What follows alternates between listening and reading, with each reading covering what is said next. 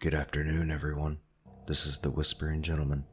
So flick off the lights, sit down in your comfortable chair, and grab a glass of your favorite drink as we dive on in. I'm a conductor on a train that runs an unusual route, a ghost voyage with no passengers. Tonight, however, there's someone on the train, but darkly gathers. The route between Greycastle and St. Joseph's Stand is, and always has been, empty. If anyone is left on the train by the time we reach Greycastle Station, they depart. No exceptions. No one gets on. It's simple as that. Sometimes, on occasion, a couple of passengers board once we reach St. Joseph's Stand, but it's only a tiny little station, out in the middle of nowhere, surrounded, completely enclosed by gray-green fields and hills of wild grass. A ruined church watches silently over the trains that come and go. They're far and few between.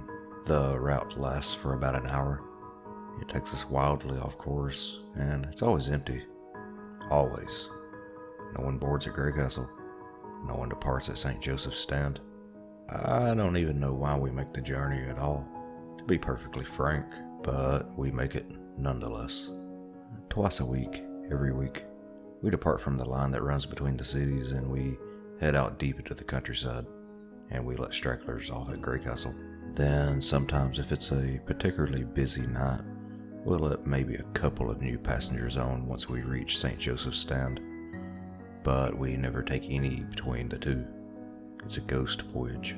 I've been a train conductor for 3 years now. It's an okay job, I suppose. I used to be an editor for TV. That was my real passion. I worked so hard to get into it, but I couldn't take the stress, if I'm being honest. For months on end, it was a live show after live show. The editing has to be done the same day, ready to be broadcast the next. I let it overwhelm me, sadly. Train conducting, ticket collecting. It's not exciting, but it's relatively stress-free, so it makes for a nice change of pace, I guess. As always on this leg of the journey, it's quiet, peaceful, late at night with nothing to do, no passengers to collect tickets from. I usually sit myself down in one of the seats, stare at my phone. Every time we make this trip, every time we take the route between Greycastle and St. Joseph's Stand, I try and summon the courage to call my daughter. Haven't really had a proper conversation with her since the divorce. I just want to tell her I love her, but I can't think of a way of doing it that doesn't sound weird. Just me calling her up out of the blue, and so I just stare at the phone. Today is no exception. I just bitterly continue my sad little tradition. The time drags on, and I always, without fail, eventually decide it's gotten too late. I can always try again next time. Next time. Sometimes I read a book at this stage, or listen to a podcast. I've still got about 40 minutes to kill before we reach Greycastle. I stretch. I'm particularly tired tonight. Can't be falling asleep on the job. So I choose to stand instead, cracking my back and lifting my knees, encouraging the blood flow. I turn and amble my way through the empty carriage, stopping for a moment, resting on the headrest of a nearby seat to look out the window. Dark and sleeping hills, clusters of trees, low green mountains, they all roll steadily by. My eyes defocus and I find myself looking at my own reflection. We regard each other for a long moment, then sighs one, and I rub a hand over my tired eyes.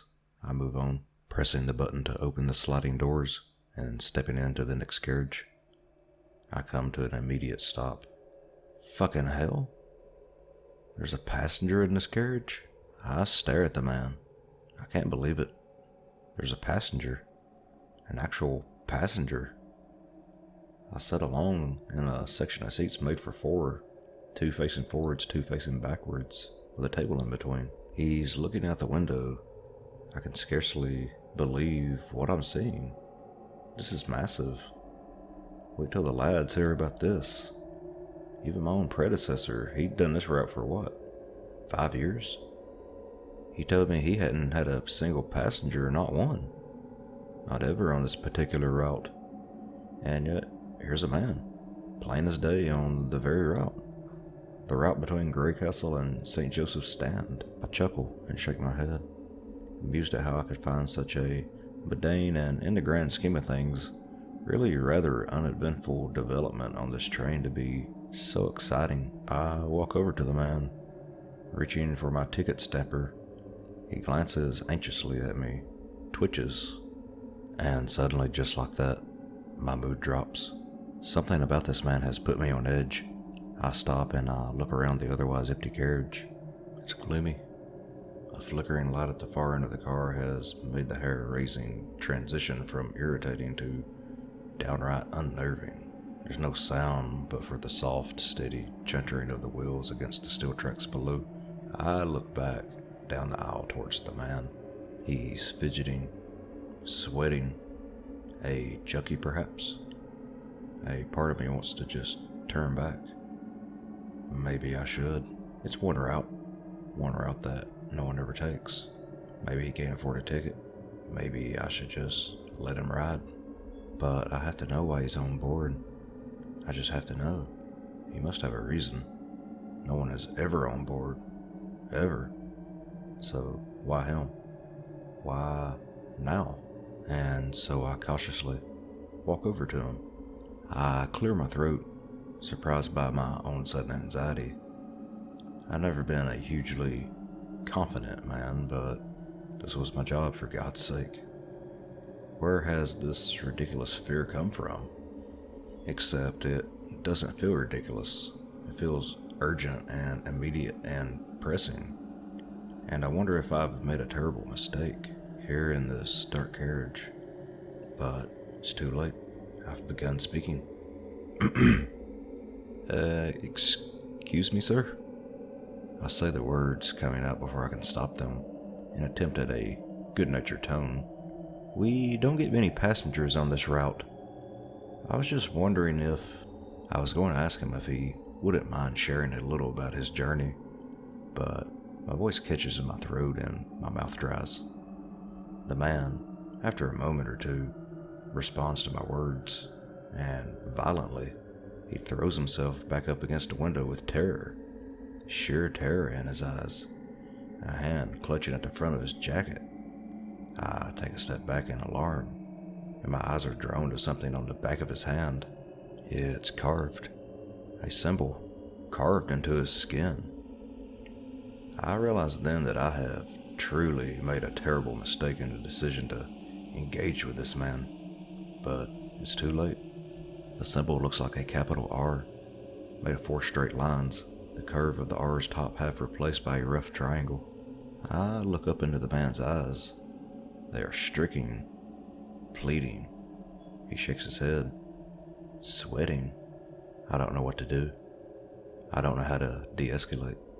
I don't know how to disengage or to calm him down. I'll think of 100 things I could or should have done in this moment in about an hour's time, but right now, my mind's blank.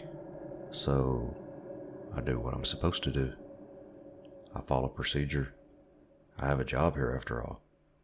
Keep this unfortunate encounter brief, professional, and I'll be on my way to the opposite bloody side of the train. May I, see your ticket, sir? I ask, trying to sound neutral. The man freezes, tensed. I can see the veins in his neck, and the back of his hand, contorted grotesquely around the carved R. We stare at one another in cold silence, and then it shatters like ice. No! He screams. I clench my jaw, retreating in panic as his hands fly to his head, rocking forwards and backwards. No! It's too soon, it's too soon. I haven't even been given a fair chance. I've barely begun. He shouts, his voice strained, banging his head against the window. Shaking, I reach down for my radio. The man looks wildly around at the ceiling, out the windows, his arms outstretched. Does this count? Has my journey begun? I begin to draw the radio up to my mouth, but the man looks directly at me and I freeze. He glances down at the radio in confusion, looks me over properly for the first time, uncertainty contorting his fearful expression. He stands suddenly, with a quick smack knocking the radio from my hand to the floor. Are you even a real conductor at all? He hisses into my face. Are you part of the train? Are you human, conductor? I just stare back at him. I don't know what to say. The man sees my ticket stamper, takes real stock of my own expression, and he puts his head in his hands and starts to laugh. Great heaving bouts of laughter that shakes his shoulders. You haven't the clue, have you? He screeches. You have no idea what I'm talking about. This is all too much. The lunatic is clearly on some serious shit. I glance down at the radio. Screw it. I'm just going to make a break for it, to the engine at the front. I prepare just for a second, shifting my weight, ready to run. But the man moves his hands from his face at just the wrong time, and he anticipates what I'm about to do. He jumps on me, and we stagger to the floor with a crash. Panic overtakes me. No! I cry out. Get off me! Let me go! Punching, pushing my fingers into his eyes. Anything to get him off, but a furious grin is etched into his face. He pulls a knife from his pocket, and I tense up, flinch, draw my hand from his face with pure instinct to use it to cover my neck. But he grabs my wrist, and with an elbow to keep me down, ignoring my cries for help, he begins to carve the same symbol in the back of his own hand into mine. You're insane, I shout into his face. I try to pry away his arm and try to push him back, but the aisle is too narrow. He has his foot on a nearby chair. He's using all his weight to keep me down. The junkie's grin quivers. I'll be damned if you end my journey before it's even begun, you bastard. He screams into my face, dragging the knife through the skin on the back of my hand, holding it as steady as he can in a painful, vice-like grip, his knuckles turning wide as I flail and heave to little avail. He completes the symbol, and he laughs, bitterly, exhausted, relenting, and it's enough. It's enough for me to force him away. I stagger to my feet, still in deep shock, clutching at my bleeding hand as it leaks down my forearm and drips onto the floor. The man just laughs. He laughs, and laughs in the aisle, and I realize to my horror that the seats around me, the seats, they're full of people now, silent, staring, expressionless, and their eyes are all red. I swivel in horror, looking this way and that, but all of their eyes are red, not bloodshot, not red colored, just deep, dark red. No iris, no pupil, just dark, wet red stains. I stagger in horror, unable to even scream. The junkie only laughs. He slams his fist against a nearby chair as he rolls around on the floor.